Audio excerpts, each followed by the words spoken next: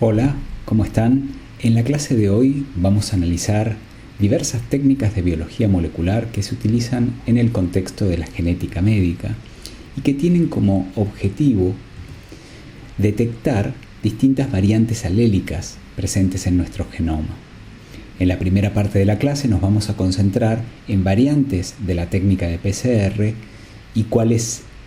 para entender cuál es el fundamento de esta técnica y de sus variaciones en distintos escenarios que se pueden presentar en el contexto de la genética médica. Y en la segunda parte vamos a analizar las técnicas basadas en la secuenciación de ADN. Tanto en un caso como en el otro, el objetivo será entender, por un lado, los fundamentos moleculares de cada una de estas técnicas y también el contexto médico y clínico en donde estas técnicas se vuelven necesarias, comprendiendo en cada caso qué información aportan en cada uno de estos contextos. Vamos a comenzar repasando a lo que han visto seguramente en clases anteriores, que son los fundamentos de la técnica de PCR, que son las siglas en inglés de reacción en cadena de la polimerasa.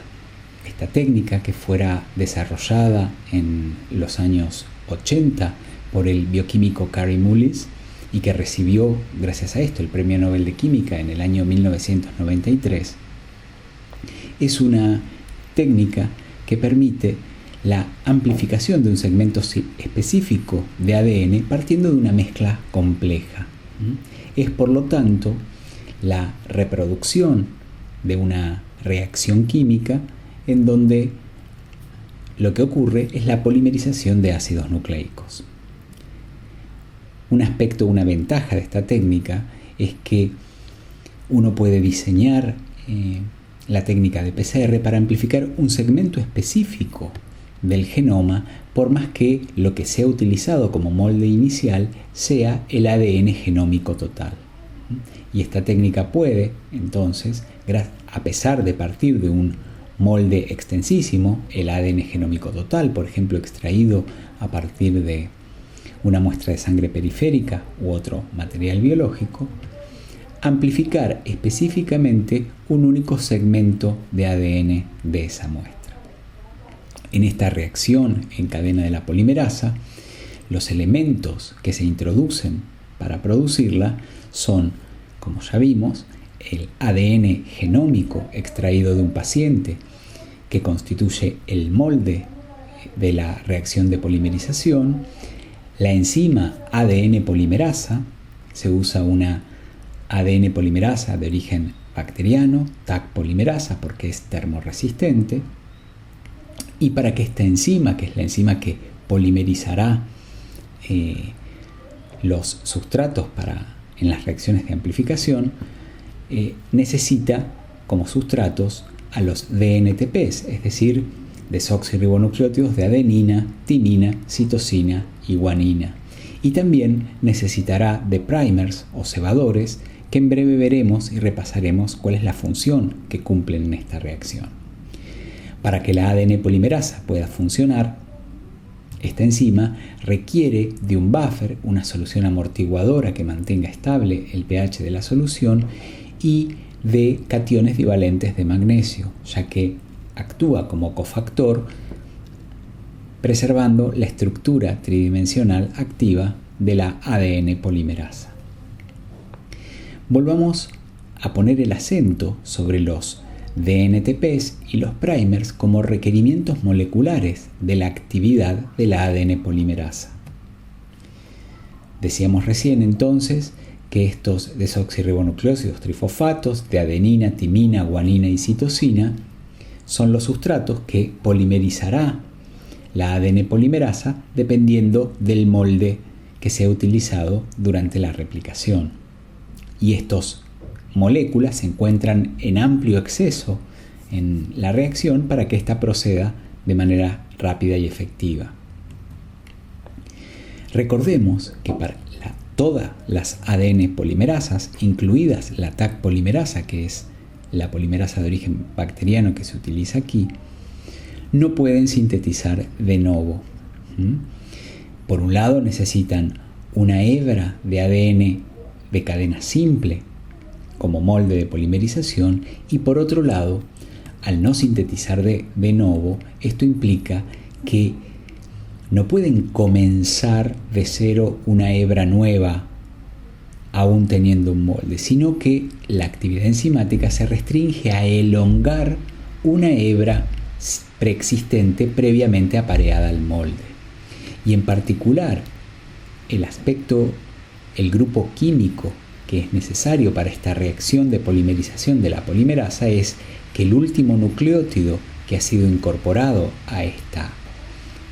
hebra preapareada tenga un extremo 3' hidroxilo libre, ya que este grupo hidroxilo en la posición 3' es el requerimiento necesario para que en la reacción de polimerización se incorpore el próximo nucleótido.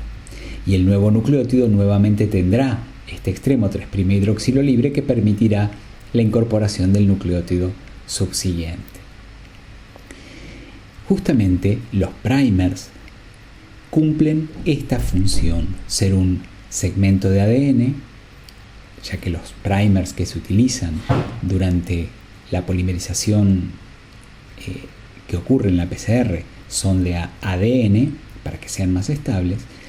confieren esta hebra previamente apareada que luego será elongada durante la reacción de polimerización. Pero no es la única función de los primers, sino que además de cumplir ese requerimiento que permite la funcionalidad de las ADN polimerasas de la reacción, los primers cumplen otra función, determinando cuál es la región que se va a amplificar. Es decir, tienen además la función de conferir la especificidad de cuál es el segmento de ADN que va a amplificarse en esa reacción. Esto es así porque en cada reacción de PCR se utilizan como mínimo un par de primers. Uno de esos primers se une a una de las hebras de ADN y el otro primer se une a la hebra complementaria. Cuando estos primers son elongados durante la reacción de polimerización, estos primers setean el límite de las hebras nuevas y por ende cuando en el próximo ciclo de amplificación sean utilizados ellos mismos como moldes, darán un punto fijo de finalización a esa reacción de amplificación. La reacción de PCR consiste en una serie de ciclos de amplificación en donde cada uno de estos ciclos tiene 3 pasos. El primer paso implica la desnaturalización del ADN, llevando durante un corto tiempo la reacción a 95 grados. Esto permite que el ADN genómico, por ejemplo, y luego todos los productos de amplificación, a medida que las reacciones avanzan, se desnaturalicen, es decir, que el ADN en doble cadena se separe en hebras simples, ya que el molde tiene que estar en hebra simple para que pueda ser sustrato de amplificación por la ADN polimerasa. En el segundo paso, la temperatura baja hasta temperaturas que van entre los 50 y 70 grados, dependiendo de la composición de los primers, porque esta temperatura más baja permite que se hibriden, que se unan los primers a las hebras de ADN. Y luego en el tercer paso, que típicamente ocurre a 72 grados, que es la temperatura óptima de polimerización de la TAC polimerasa, se produce la elongación, la polimerización efectiva de esos fragmentos. Cuando estos ciclos se repiten muchas veces, lo que termina generándose es una amplificación que es exponencial. Y la exponencialidad está dada porque en cada uno de estos ciclos la cantidad de molde de aquella región que específicamente se va a amplificar se duplica. Entonces en cada ciclo se tiene el doble de la cantidad de molde que se tenía en el anterior. Como se ponen en exceso dentro de ese tubo de NTPs, moléculas de TAC polimerasa y primers, la reacción ocurre amplificándose exponencialmente y después de 30 ciclos, por ejemplo, habrá 1000 millones de moléculas de ADN específicamente amplificadas, haciendo que el ADN genómico que pusimos inicialmente sea una contaminación minúscula respecto del enorme producto de amplificación a lo largo de estos ciclos. Por lo tanto, se piensa que hacia el final de la reacción de PCR tenemos un segmento de ADN amplificado con miles de millones de copias que se encuentra virtualmente puro. ¿Cómo se visualizan estos productos de amplificación? Usualmente se utiliza una técnica que es la electroforesis en gel de ácidos nucleicos. La electroforesis implica someter a moléculas cargadas a un campo eléctrico para que migren en función de sus cargas. Como ustedes saben, las moléculas de ácidos nucleicos están cargadas negativamente, debido a que los grupos fosfato que contienen sus ribonucleótidos se encuentran con carga eléctrica neta negativa y migrarán hacia el electrodo positivo en esta reacción de separación de moléculas. Esta electroforesis no ocurre en un medio líquido, sino en un gel. Y este gel, si lo viéramos microscópicamente, está construido por una matriz es un polímero que forma una matriz de poros, una matriz porosa. Y cuando uno somete entonces a las moléculas de ácidos nucleicos a que migren en una solución a través de esta matriz porosa, lo que ocurre es que los fragmentos más pequeños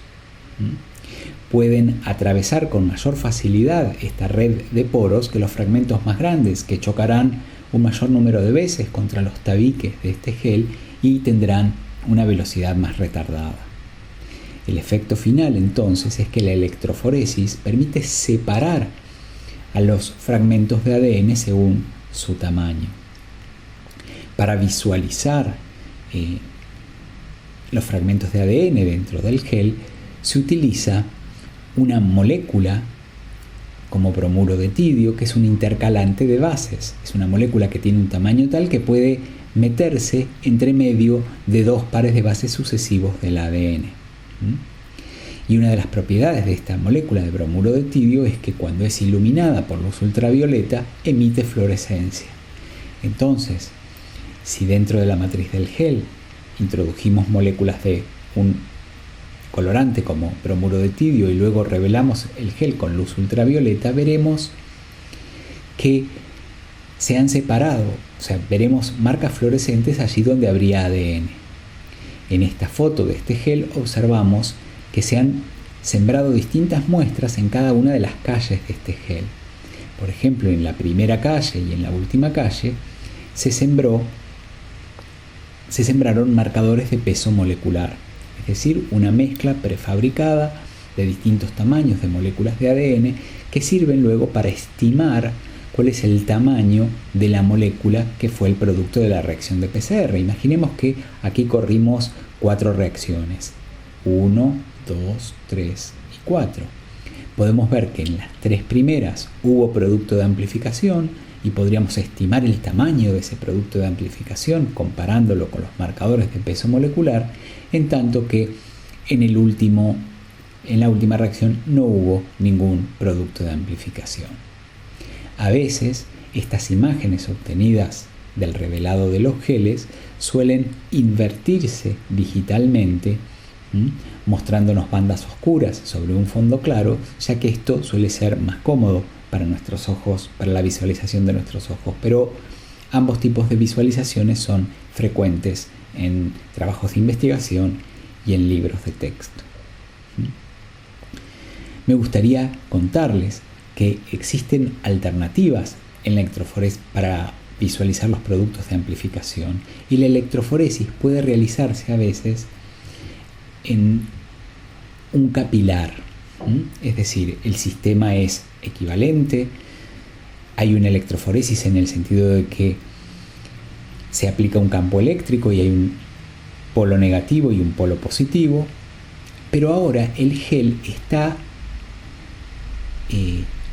constituido dentro de un pequeño delgado tubo capilar, pero también es una matriz porosa. Y cuando se separan las moléculas de ADN en función de su tamaño, con el mismo principio que vimos recién, la visualización se produce porque en un punto determinado de este capilar hay un detector que nos dará una serie de picos de fluorescencia cuando pasen las moléculas de ADN marcadas fluorescentemente, ya sea por un intercalante de bases u otro método de detección. Y el resultado de esta electroforesis capilar usualmente lo observamos digitalmente en la forma de un electroferograma. Pero análogamente estos picos representan lo que en un gel serían dos bandas, en donde aquí la altura de los picos implica la intensidad de fluorescencia de las bandas y lo que está representado en el eje X es la separación según el tamaño.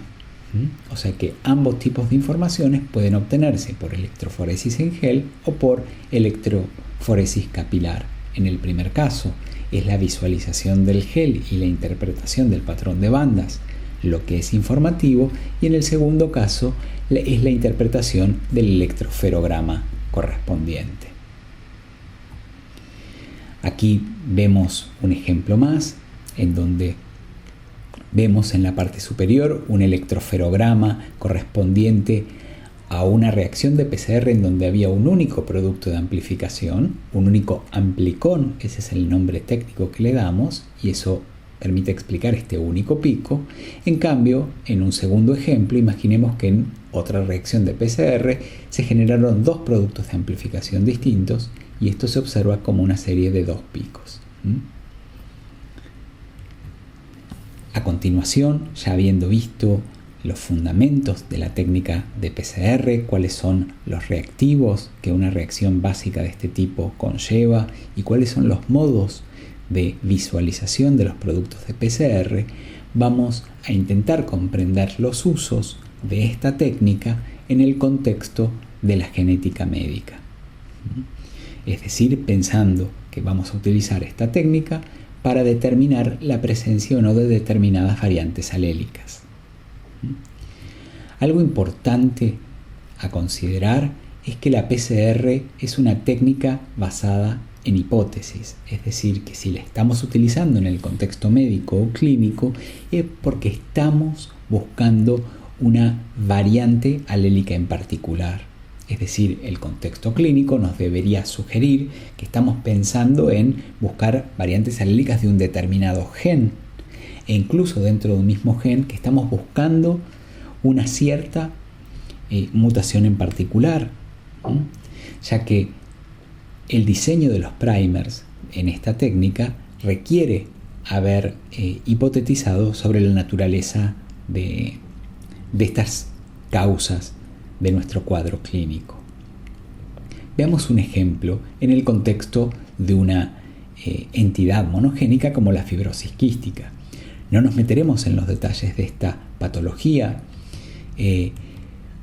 pero déjenme adelantarles que ya sabemos que hay una sintomatología de ciertos niños y niñas que permite sospechar de esta entidad que se caracteriza por el taponamiento mucoso de múltiples conductos y que sabemos además que se origina por variantes patogénicas en un gen de un canal de cloruros denominado CFTR, y que la mutación más frecuente en la población que origina esta patología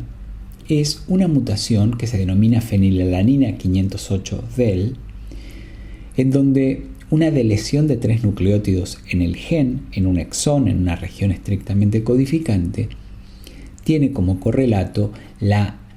deleción de un codón que codifica para el aminoácido fenilalanina, y que esta ausencia de este aminoácido tiene consecuencias negativas para la función proteica. Entonces, si hay un paciente que tiene signos clínicos compatibles con la fibrosis quística, podría ser útil, dado que se sabe que en muchísimos pacientes esta variante alélica particular que implica la deleción de la fenilalanina es la que esté presente, que uno vaya a buscar si está presente o ausente esta deleción de fenilalanina en esta posición específica del gen de CFTR. Entonces, en este contexto me gustaría mostrarles cómo la PCR convencional puede ser muy útil para detectar inserciones o deleciones, como en este caso,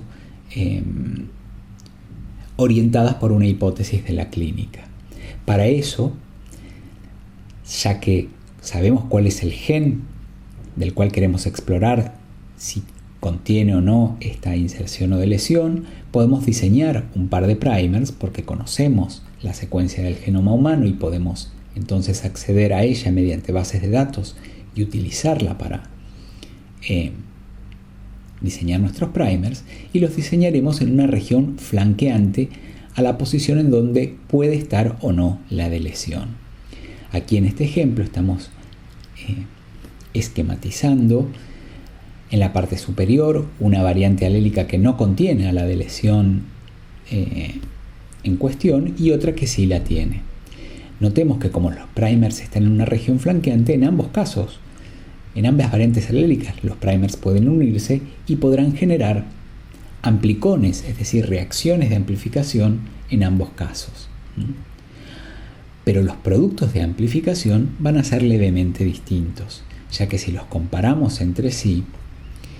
el producto de amplificación de la variante que no contiene la deleción tendrá 3 nucleótidos de más respecto de la variante que sí posee la deleción. Si bien esta diferencia en 3 nucleótidos es pequeña, pueden utilizarse geles de poliacrilamida, que es un gel diferente al gel de agarosa, para poder discriminar estas diferencias, ya que en una matriz de gel de poliacrilamida la electroforesis que separará a las moléculas según su tamaño puede ocurrir del mismo modo. Y analicemos entonces el resultado de esta PCR imaginando que obtuvimos muestras biológicas, quizás por sangre, muestras de sangre periférica, de miembros de una familia en donde algunos de ellos mostraban signos clínicos de fibrosis quística y se quería explorar la presencia o no de esta deleción particular en el gen CFTR.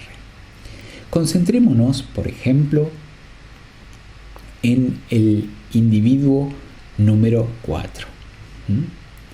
El individuo número 4 tiene un único producto de amplificación. Y si lo comparamos con el individuo número 2, que también tiene un único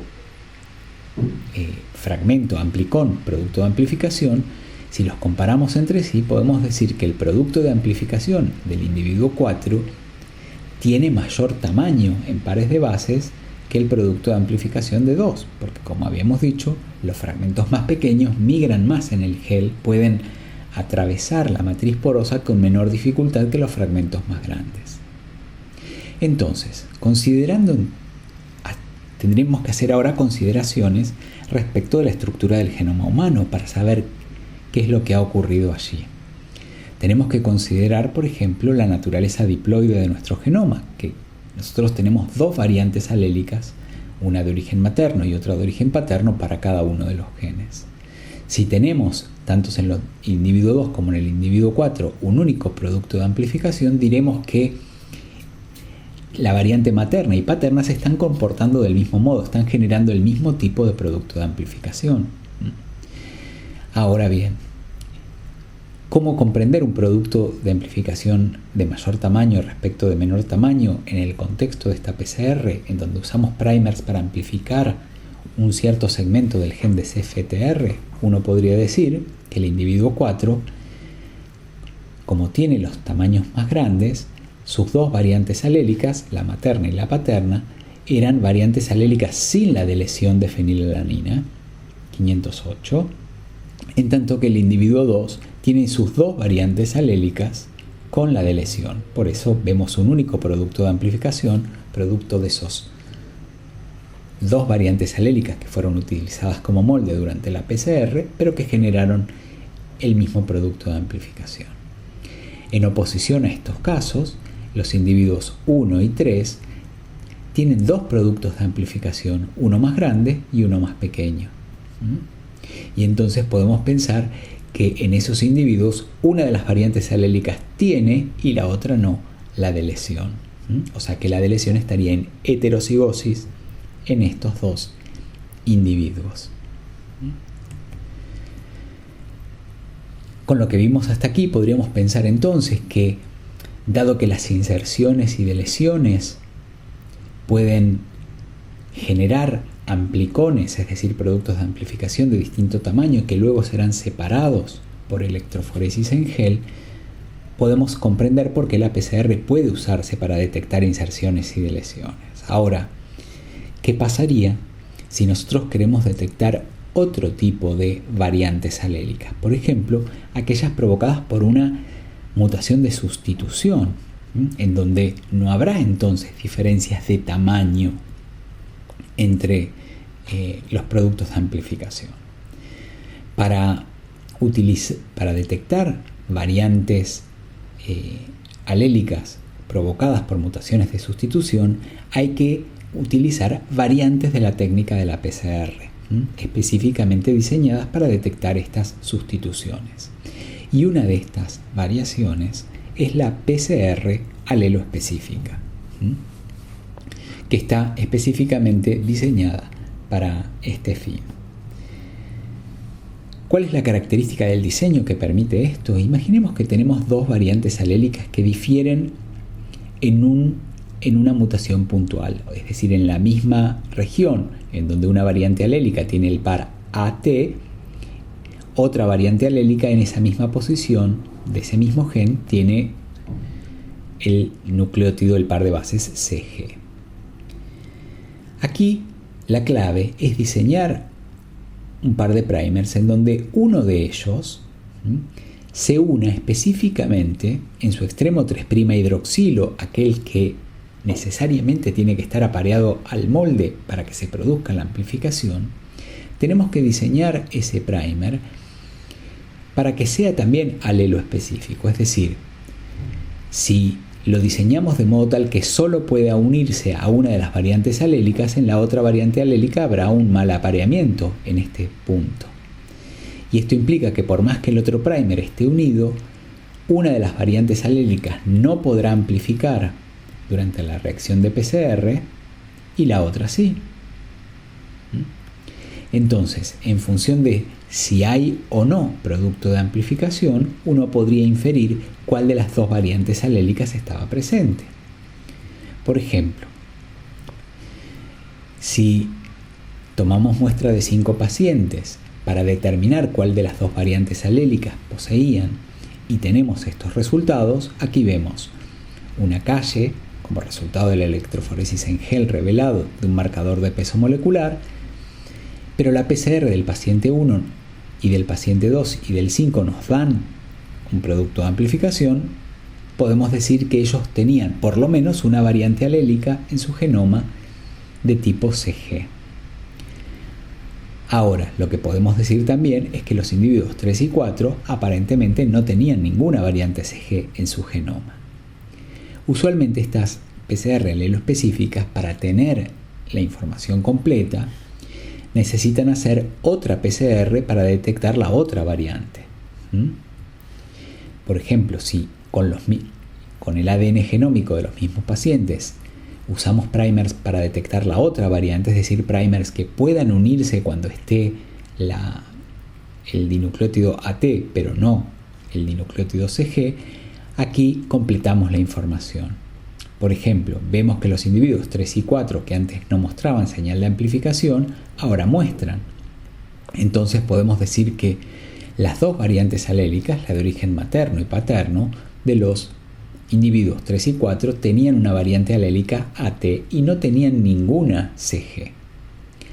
Pero ¿qué podemos decir, por ejemplo, del individuo 1, que tiene producto de amplificación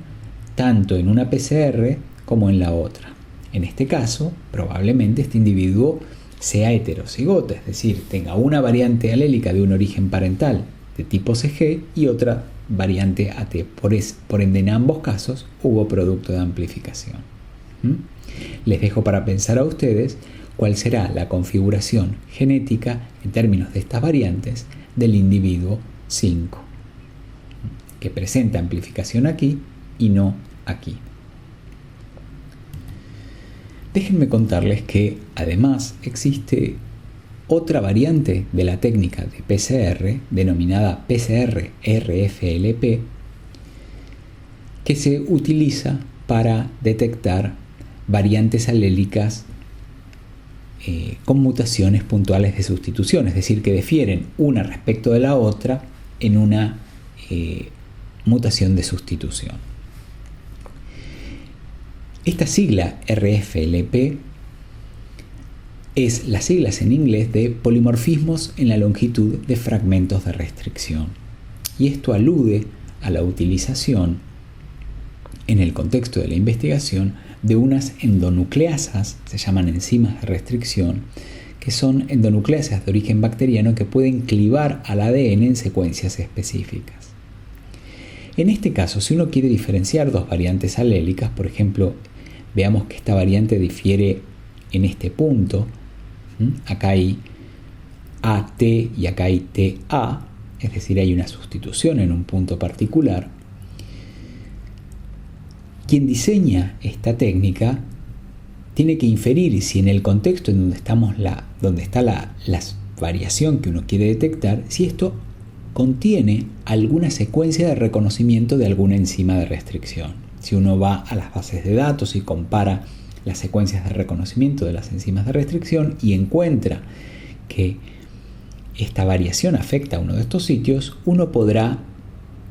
decir lo siguiente. Por ejemplo, en este caso hay una enzima de restricción que es DDE1 que puede cortar, o sea, tiene un sitio de reconocimiento en aquella variante alélica que tenía AT en esta posición, pero cuando ese nucleótido se sustituye por su inverso, TA, ya la enzima de restricción no puede cortar. Haberse dado cuenta de este aspecto nos permite diseñar una PCR en combinación con una reacción de corte con esta enzima de restricción, que nos permitirá eventualmente, y este es nuestro objetivo, distinguir a estas variantes alélicas, en particular determinar cuáles son las variantes alélicas que tiene algún individuo que nosotros estemos analizando. Para eso, simplemente se diseñan primers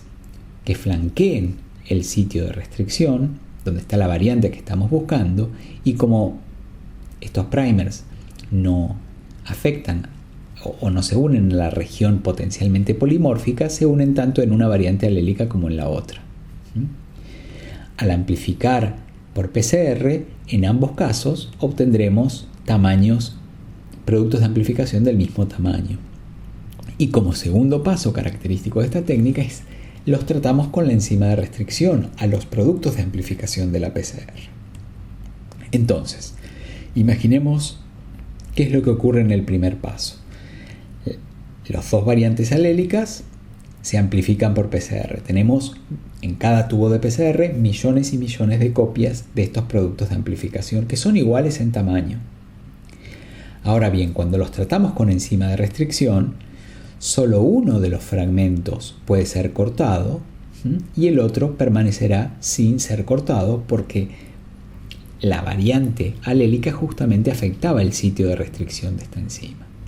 Y ahora entonces tenemos un polimorfismo en la longitud de los fragmentos, de allí el nombre de la técnica, y nosotros sabemos que fragmentos de ADN de distintos tamaños pueden ser separados mediante la técnica de electroforesis. Interpretemos nuevamente 5 pacientes que hemos explorado su constitución genética gracias a esta técnica. Recordemos entonces que la variante alélica que aquí llamamos AT era aquella que conservaba el sitio de restricción y podía ser clivada, generando estos dos fragmentos, en tanto que la variante TA no iba a ser sustrato de esta reacción de restricción y nos iba a generar un fragmento más largo. Por ejemplo, si pensamos en el paciente número 4, que tiene un único producto de amplificación de gran tamaño, porque es el que menos migra, podemos decir que el individuo 4 tenía una variante alélica materna y paterna con la variante de tipo TA, ya que son los fragmentos más grandes los que no son sustratos de la enzima de restricción. En cambio, si pensamos en el individuo 1, en donde tenemos dos fragmentos de restricción y ambos son de menor tamaño que aquel que habíamos encontrado en el individuo 4, podemos pensar que este individuo solo tenía variantes alélicas de tipo AT que generaban estos dos fragmentos distintos entre sí, pero en ambos casos menores de la otra variante alélica. Y el caso más complejo de interpretarlo tenemos en los individuos 3 y 5, en donde vemos 3 productos de amplificación en el gel, y en este caso lo que interpretamos es que estos individuos tenían una única variante alélica TA, que fue la que no fue cortada por enzima de restricción y generó el fragmento de mayor tamaño, y la otra variante alélica era de tipo AT, que sí fue fragmentada y generó los fragmentos de menor tamaño. Me gustaría ahora contarles otra aplicación de la PCR, que es la PCR multiplex en un contexto muy particular, en el contexto de la genética forense, en donde en este caso no es un contexto patológico, sino lo que se intenta es determinar variantes genéticas que permitan establecer relaciones biológicas entre individuos, por ejemplo, relaciones de filiación. Y en este contexto, usualmente, lo que se exploran son regiones muy polimórficas de nuestro genoma, que son las repeticiones en tándem cortas, STRs o Short Tandem Repeats, usualmente representadas por elementos denominados microsatélites que hemos analizado en el seminario número 9. Estos microsatélites, estas repeticiones cortas en tándem,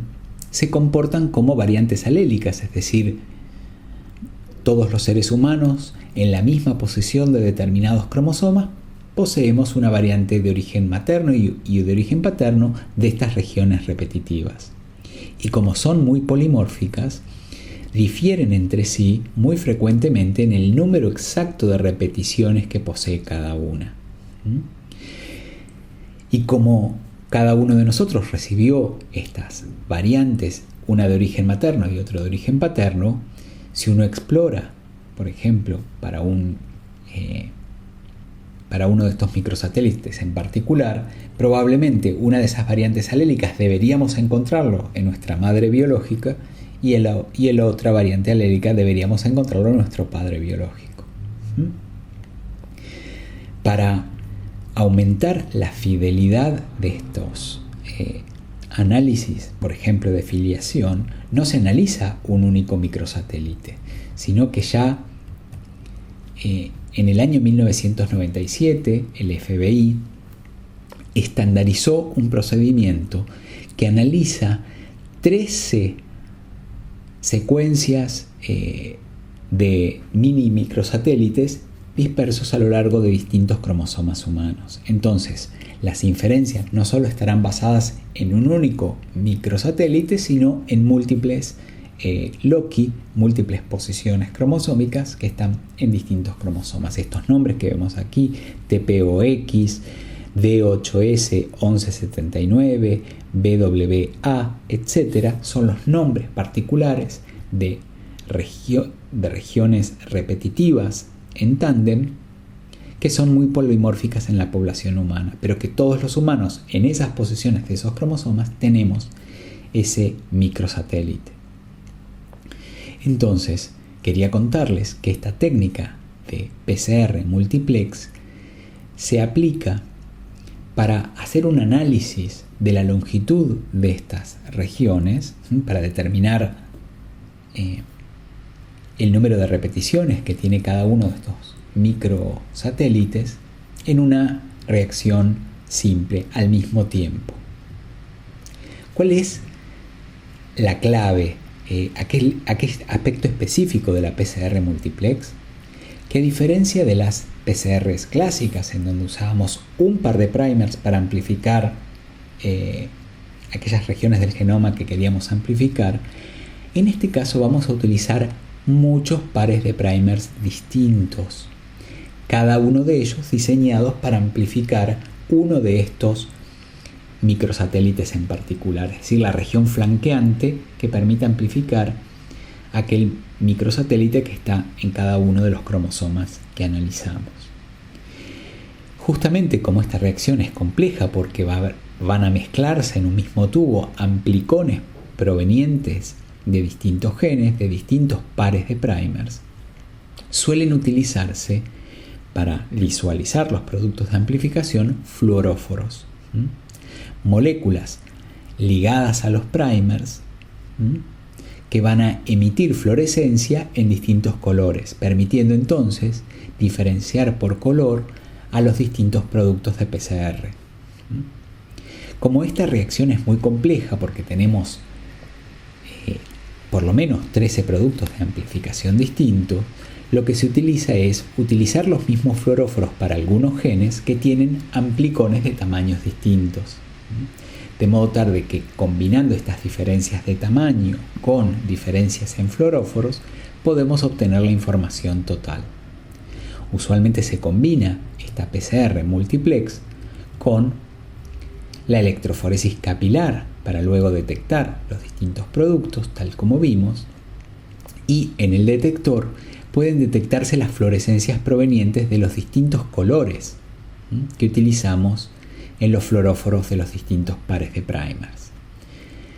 Les muestro un ejemplo aquí. En este electroferograma,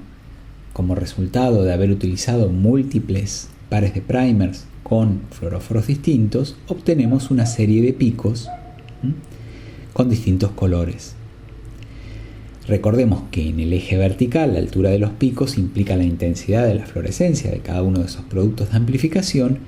y en el eje horizontal se separan estos picos en función del tamaño del amplicón.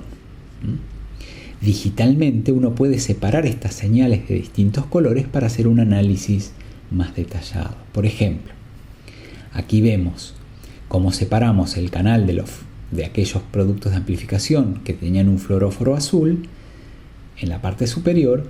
y en la parte inferior el canal de aquellos fluoróforos verdes. Notemos que por cómo fueron diseñados los primers uno puede saber en qué región obtendremos los productos de amplificación de un microsatélite en particular. Por ejemplo, de este microsatélite en particular tenemos dos productos de amplificación, vemos dos picos. En este caso, para este microsatélite particular, este individuo que analizamos tenía un microsatélite de 12 repeticiones y otro de 13, de este en particular. En cambio, para este otro microsatélite de este mismo individuo tenemos un único pico. ¿Esto qué quiere decir? Que la variante alélica materna y paterna tenían el mismo número de repeticiones. Entonces, combinando la información de estos múltiples pares de primers asociados a diferentes fluoróforos, uno puede conocer el número de repeticiones exactos que un individuo tiene para cada uno de estas regiones de repeticiones en tándem y compararlo entonces con potenciales sujetos, probables padres o madres biológicas, y determinar la probabilidad de que exista o no una filiación biológica entre ellos. Por último, me gustaría contarles esta última variante de la técnica de PCR que vamos a analizar hoy, que es la TP-PCR por Triplet Prime PCR, y que se utiliza en el diagnóstico genético de enfermedades por expansión de tripletes. Este es un conjunto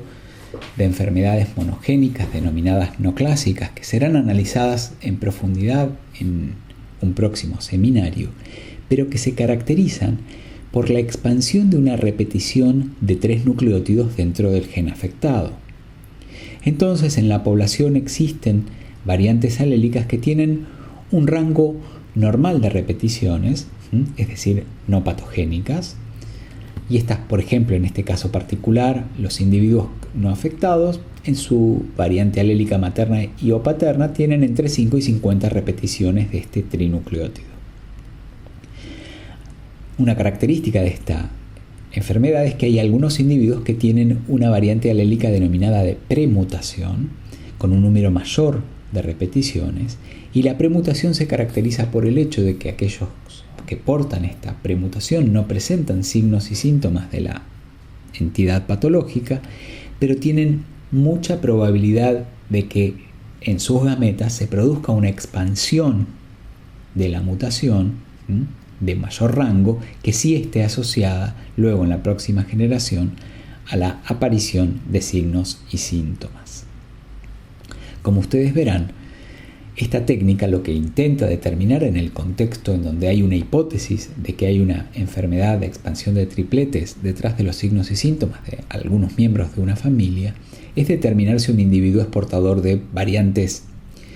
alélicas con expansiones dentro del rango normal, dentro del rango de la premutación o de la mutación patogénica. Y ustedes podrán preguntarse por qué la PCR convencional no podría discriminarlo, ya que hemos visto que las inserciones, por ejemplo, que las variaciones en la longitud podían ser detectadas por la técnica de PCR. Pero, si bien desde el punto de vista teórico eso es así, hay problemas específicos que aparecen para la PCR convencional a la hora de detectar expansiones de tripletes. En este caso vemos como ejemplo al gen FMR1, que es uno de los que puede tener en su región 5' UTR esta enorme expansión de tripletes. Decíamos que la limitación de la PCR convencional a la hora de detectar los productos de amplificación de estos alelos expandidos se da por el hecho de que estas regiones que contienen múltiples repeticiones suelen ser un contexto difícil para que la ADN polimerasa que se utiliza en estas reacciones pueda efectivamente llegar a amplificar todo el fragmento. Y esto origina una serie de errores, una serie de fragmentos no totales del fragmento potencialmente expandido a amplificar, que tienen como consecuencia que no se pueda producir efectivamente la duplicación de los moldes de ciclo a ciclo y que hacia el final de la PCR no observemos ningún producto de amplificación en el caso de haber tenido en el molde un alelo expandido. Dicho de manera simple, la PCR falla y no logra amplificar cuando solo ponemos un par de primers flanqueando la región potencialmente expandida, no logra amplificar ese fragmento. Entonces, si un individuo diploide tiene una variante alélica de un origen parental sin amplificación, esto será amplificado, pero si tiene como otra variante alélica un alelo expandido,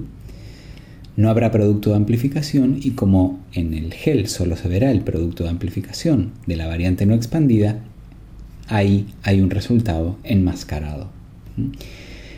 Estos problemas originalmente se resolvían con una técnica diferente, que era la técnica de Southern blot, que no veremos aquí porque es una técnica que está siendo dejada en desuso, pero variaciones de la técnica de PCR permitieron solucionar el problema. Para evitar los problemas de la falta de amplificación que se produce con la expansión de tripletes cuando intentamos determinarla con la PCR convencional, esta variante de la PCR utiliza 3 primers. Uno de ellos, actuando como primer forward, es decir, en una de las hebras, se coloca en la región flanqueante de la amplificación. Luego se utiliza un segundo primer que va a ser complementario a la región de las repeticiones y un tercer primer que va a funcionar como primers reverse, es decir, en la dirección opuesta, que va a unirse a la hebra complementaria. Consideremos que la utilización de estos 3 primers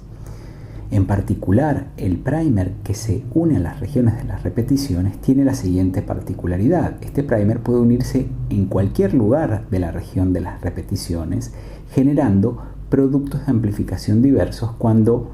genere amplicones en combinación con el primer que mira en la dirección opuesta. Entonces, pensemos que en la reacción de PCR tenemos millones de moléculas que están actuando como moldes y muchas reacciones que se producen simultáneamente. En consecuencia, uno esperará a partir de esta configuración que se generen, por ejemplo, productos de amplificación de distintas longitudes, como decíamos recién, cuando actúa el primer de la repetición, y algunos de longitud completa cuando actúen los dos primers flanqueantes. En consecuencia, esta técnica tiene la ventaja de que va a permitir estimar la presencia o no de estas variantes alélicas expandidas por dos metodologías. Por un lado, intentaremos ver si hay amplificación del producto de expansión completo, pero tendremos como ayuda en esta técnica la presencia de una serie de fragmentos de distintos tamaños que abarquen las distintas regiones de la repetición. Los resultados de la TPPCR suelen ser analizados mediante una electroforesis capilar. Recordemos que estos resultados de la electroforesis capilar usualmente se visualizan en estos gráficos denominados electroferogramas, en donde en el eje vertical observamos que la altura de los picos refleja el nivel de intensidad de fluorescencia de señal, la presencia de productos de amplificación y su intensidad, y en el eje horizontal lo que vemos es la variación en los tamaños de esos productos de amplificación. En este caso, estamos observando distintos rangos de longitudes de esos productos que nos permiten clasificarlos a estas variantes alélicas en la zona normal, de premutación o de mutación totalmente expandida. Analicemos cómo se ven los resultados en el caso de una variante alélica que posee repeticiones de trinucleótidos en el rango normal. Aquí vemos, por un lado, un intenso producto de amplificación de la variante alélica en el rango normal, que es el producto de amplificación de los dos pares de primers que están en las regiones flanqueantes. Y también vemos una serie de picos en forma de una escalera que son los producidos por los productos de amplificación, en donde actúa el primer que puede unirse a la región de las repeticiones y que por ende puede dar distintos productos de amplificación, pero toda esta escalera de picos está también restringida al rango normal, porque el rango de repeticiones que poseen esos alelos es relativamente limitado. ¿Cómo se observa el resultado del electroferograma cuando hay un individuo que posee una variante premutada, es decir, con un rango intermedio de expansión de tripletes? En primer lugar, vemos que la serie de picos que se produce como consecuencia de los distintos fragmentos amplificados a partir del primer que se une a la región de repeticiones es más amplia, ¿sí? Tenemos un rango mayor de amplificación de esos productos. Y además vemos una señal más fuerte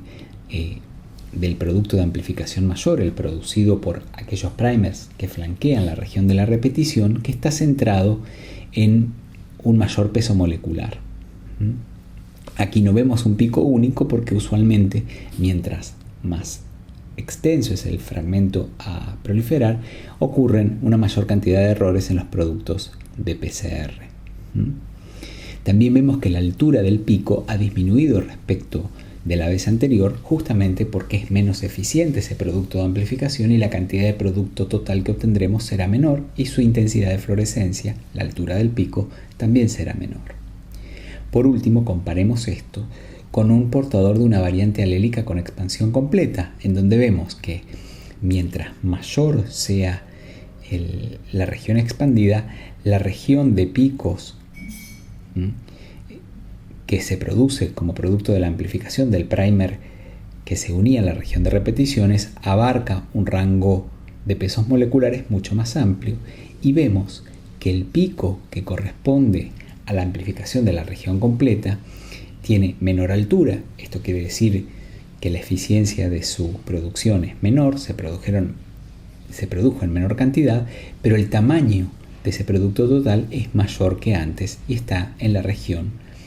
de mutación completa. En síntesis, esta técnica TP-PCR es una adaptación específica de la técnica de PCR para detectar variantes alélicas por expansión de tripletes. En esta segunda parte de la clase vamos a estudiar las técnicas basadas en la secuenciación de ADN que se utilizan en el contexto de la genética médica. Este conjunto de técnicas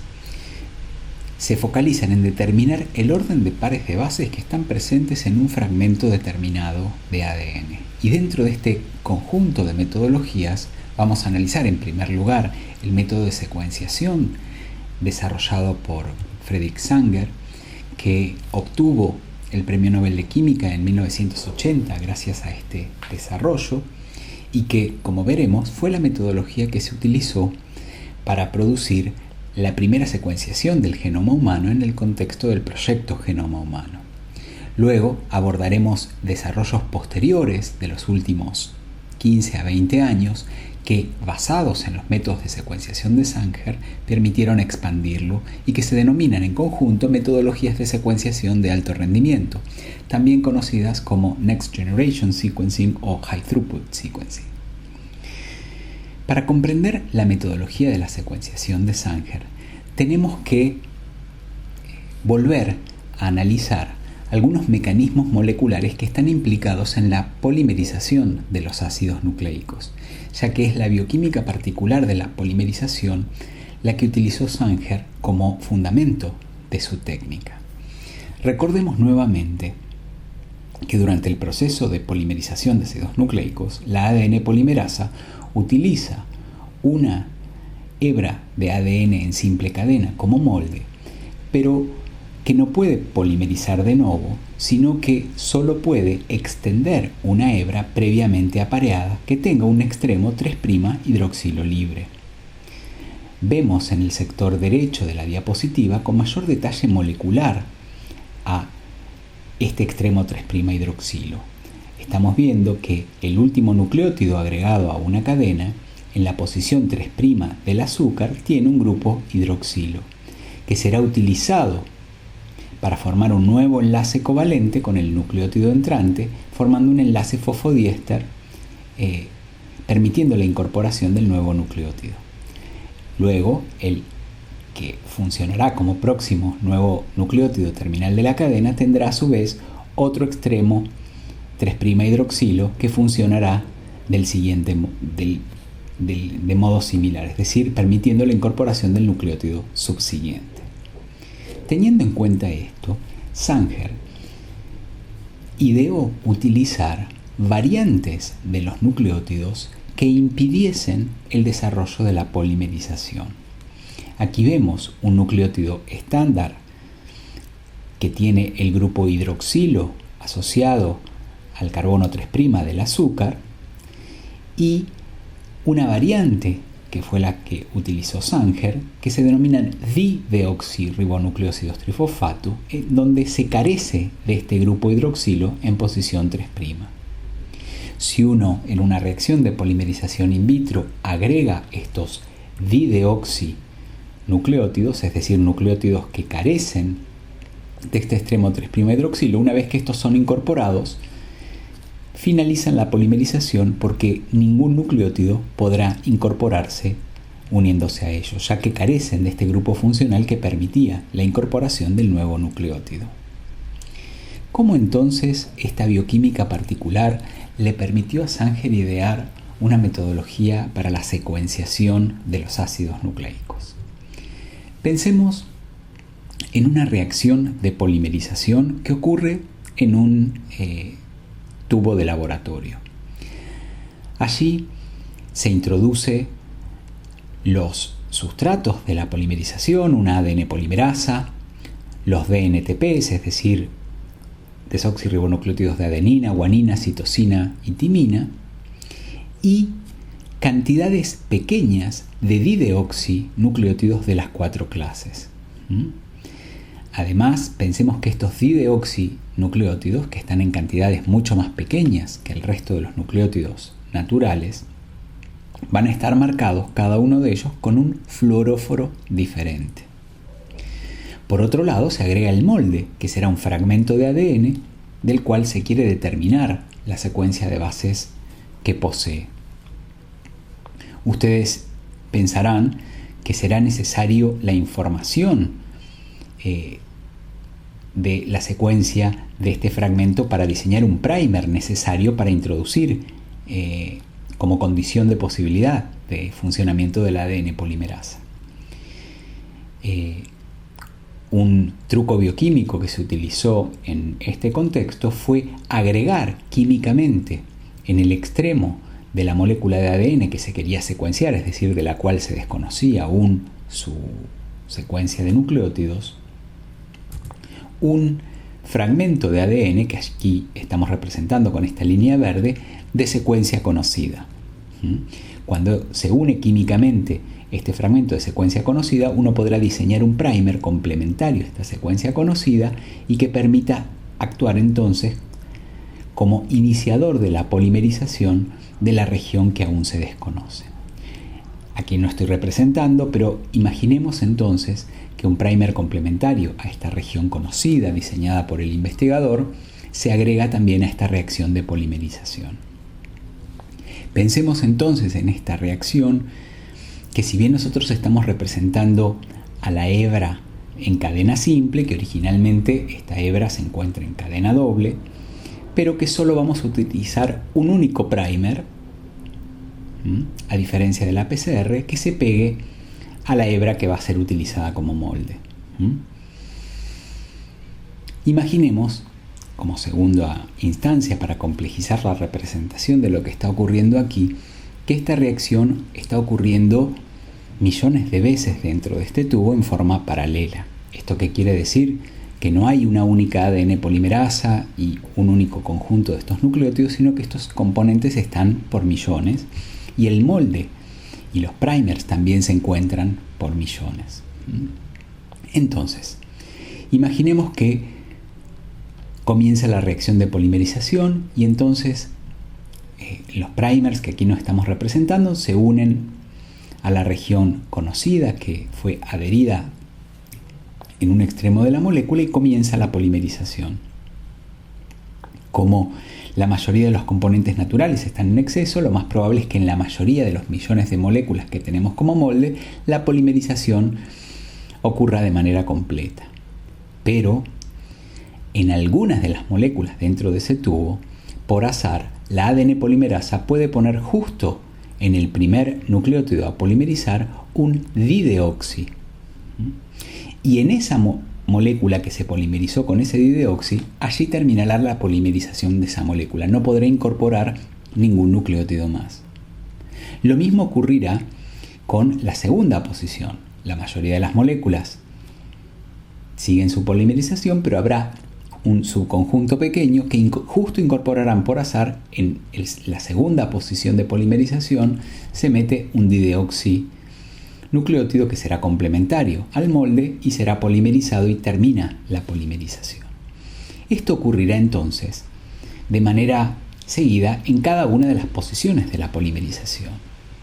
Y cuando esta reacción termine, en ese tubo tendremos una mezcla compleja de moléculas totalmente polimerizadas, es decir, que no incorporaron ningún dideoxi, pero habrá seguramente un subconjunto de moléculas que han terminado en cada una de las posiciones posibles dentro de la polimerización. Y esto ocurre porque son millones y millones de moléculas las que participaron dentro de la polimerización y entonces estadísticamente lo más probable es que en todas las posiciones haya por lo menos un subconjunto de moléculas representadas. ¿Esto qué significa? Que todas estas moléculas en las cuales se interrumpió en distintas partes su polimerización tendrán distintas longitudes. variarán en su longitud de uno en uno. Y nosotros sabemos que una técnica para separar a las moléculas de ADN según su tamaño es la electroforesis. La electroforesis en una matriz porosa, por ejemplo, en un gel de agarosa o en un capilar que tenga una matriz porosa. Y al separar estos fragmentos según su tamaño, cada uno de los fragmentos podremos identificar cuál es el nucleótido que estaba al final, porque cada uno de ellos emitía una luz fluorescente dependiendo del fluoróforo que haya sido utilizado, marcando ese dideoxi. De modo tal que analizando según su tamaño la luz emitida por cada uno de estos fluoróforos, podrá reconstruirse la secuencia de nucleótidos que componía a ese fragmento. Este procedimiento usualmente se realiza utilizando no una electroforesis en gel común, sino una electroforesis capilar, tal cual analizamos en la primera parte de la clase, y los resultados se observan como estos electroferogramas, en donde observamos una serie de picos de fluorescencia que nosotros ahora sabemos que cada una de las posiciones implica un fragmento que difiere en un nucleótido de longitud respecto del otro. Y el tipo de luz fluorescente que se observa en cada una de estas posiciones permite ser decodificado digitalmente con la naturaleza de alguno de los nucleótidos, ya que los distintos fluoróforos reportan a cada uno de los 4 nucleótidos del ADN. Y de este modo podemos obtener digitalmente, luego de este análisis de la electroforesis capilar, la secuencia de nucleótidos del fragmento que fue analizado por la secuenciación de Sanger. Observemos esta particularidad. Pensemos que hemos obtenido, mediante la secuenciación de Sanger de un gen en particular, de 3 individuos, 3 resultados distintos. Estos 3 individuos tienen altas similitudes en esta región del gen en particular que fue analizado, pero el individuo que está representado en el electroferograma superior, en esta posición, tiene un nucleótido de adenina. En cambio, el individuo que está representado en el electroferograma inferior, en esta misma posición, tiene un nucleótido de guanina. Es decir, esta técnica, por un lado, nos permite distinguir variantes alélicas que están presentes en distintos individuos. Pero me gustaría señalar al individuo que está representado por el electroferograma del medio, en donde en esta misma posición aparecen 2 picos de manera simultánea. Un fluoróforo que reporta que en esa posición hay adenina y otro fluoróforo que reporta que en esa misma posición hay guanina. Para interpretar correctamente este electroferograma tenemos que recordar que nuestro material genético es diploide, entonces podría ocurrir que si las variantes alélicas maternas y paternas difieren en su secuencia, en una misma posición aparecerán 2 picos diferentes. En otras palabras, este doble pico que está siendo representado en el electroferograma del medio nos está indicando un individuo que tiene esta variante alélica en heterocigosis. Este método de secuenciación de Sanger fue ampliamente utilizado hasta el año 2000, pero una de sus particularidades, que puede pensarse como una limitación, es que por cada experimento de Sanger se secuencia una única clase de moléculas, ¿sí? Por ejemplo, puede secuenciarse un exón particular de un gen o un gen, si este gen es pequeño, por vez. Y si bien tiene una alta fidelidad en la secuenciación, sus costos son relativamente elevados. O sea, esto implica que solo se utiliza si hay alguna razón clínica para sospechar que hay alguna variante relevante en un gen en particular, porque solo orientándonos por la clínica o por esta hipótesis iremos a secuenciar ese gen o ese exón de ese gen de manera determinada. Es decir, no aplicaríamos la técnica de secuenciación de Sanger si tenemos una hipótesis mucho más general de que podría haber una variante patogénica en el genoma, pero desconocemos cuál es el gen en cuestión. Para este otro tipo de preguntas, podrían ser más adecuadas variantes basadas en la secuenciación de Sanger, que son los métodos de secuenciación de alto rendimiento. ¿Cuál es la diferencia fundamental? Que a diferencia de Sanger, en donde se secuenciaba una única clase de moléculas por vez, en esta clase de métodos se secuencian millones de moléculas en paralelo. Y podrían secuenciar, por ejemplo, el genoma completo de un individuo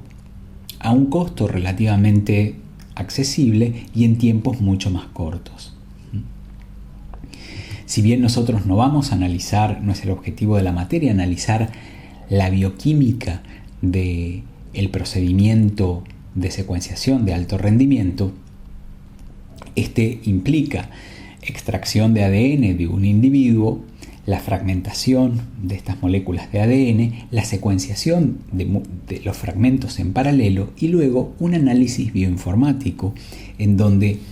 los fragmentos secuenciados se alinean con el genoma completo de referencia que está en las bases de datos públicamente disponibles, y esto permite inferir cuáles son las diferencias que se encontraron en un individuo del cual se extrajo el ADN y se hizo este procedimiento en comparación con el genoma humano de referencia.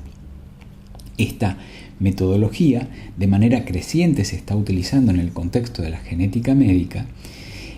y tiene la dificultad de que se encuentran muchas variantes respecto del genoma humano de referencia, pero no siempre es simple determinar si esas variaciones que fueron encontradas tienen una relación causal con la patología o si son simplemente variantes no patogénicas que reflejan la diversidad genética de la población. Me gustaría finalmente mencionar respecto de esta técnica que no solo permite hacer secuenciaciones del genoma completo, sino que en algunos contextos podrían secuenciarse subconjuntos del genoma. Por ejemplo, solo quedarnos con las regiones exónicas del genoma, que son un porcentaje mucho menor y que permiten focalizarnos en las variaciones que ocurren en aquellas regiones codificantes del genoma. Para terminar esta clase, me gustaría poner en contexto cuáles serían algunas situaciones en donde todas las técnicas que hemos analizado hoy podrían ser relevantes. Por ejemplo, pensemos que estamos en el diagnóstico molecular de entidades monogénicas. Una primera pregunta es si la clínica, los signos y síntomas del individuo que nos ha consultado nos indujo a pensar en que hay un gen en particular que es el responsable de los signos y síntomas que presenta el individuo. Si por la historia previa, porque ya hay descritos síndromes o características clínicas que nos sugieren fuertemente una patología, estaremos en ciertas condiciones de ser un diagnóstico molecular que son diferentes de si no tenemos, por ejemplo, una hipótesis fuerte. Si no lo tenemos, probablemente tenemos que utilizar una técnica libre de hipótesis, ¿sí? Una técnica no sesgada como la secuenciación de alto rendimiento. Y allí eventualmente encontraremos o no variantes en ese individuo que difieren quizás del genoma humano de referencia y podríamos elaborar una hipótesis respecto de si esa variante es causal para producir la patología. Por ejemplo, podríamos corroborar esa hipótesis si se ha encontrado esta misma variante en otros individuos que tienen los mismos signos y síntomas, o si en el contexto de la investigación básica se ha demostrado alguna consecuencia funcional negativa de la aparición de esa variante en la función proteica, por ejemplo, si es que esa variante está en una región codificante. Pero imaginemos el otro escenario, que los signos y síntomas nos permiten elaborar una hipótesis respecto de cuál es el gen que está involucrado en esta enfermedad. La siguiente pregunta es si hay mutaciones frecuentes que ya están descritas para ese gen Y en el caso de que no haya mutaciones frecuentemente descritas, uno podría hacer una secuenciación de Sanger de ese gen y nuevamente ver en ese gen en particular, que fue sugerido por mi hipótesis clínica, si hay variantes respecto del genoma humano de referencia o no, y si esas variantes han sido reportadas como patogénicas o no. Pero en el caso de haber mutaciones frecuentes o de que ya se hayan encontrado por otras metodologías cuáles son las mutaciones presentes en una familia particular, podría utilizar técnicas más sesgadas. O sea, si yo busco una mutación o una variante alélica en particular, podría utilizar las técnicas basadas en PCR dependiendo de la naturaleza de esa mutación. Por ejemplo, hemos visto que si la mutación que estamos buscando es de inserción o de deleción, podríamos hacer una PCR convencional, dado que la diferencia en el tamaño de los productos de amplificación, los amplicones, podrían reportarnos esas diferencias alélicas. Vimos que en el caso de las mutaciones de sustitución, las variantes de la técnica de PCR adecuadas son, por ejemplo, la PCR alelo específica o la PCR RFLP. Y en el caso particular de que nuestro contexto clínico implique pensar en que hay una enfermedad por expansión de tripletes, utilizaríamos la TP-PCR, la Triple Prime PCR, ya que la otra técnica no basada en PCR, la técnica de Southern Blot, es una técnica que, si bien en algunos contextos se sigue utilizando, cada vez cae más en desuso por sus dificultades de implementación. También vimos que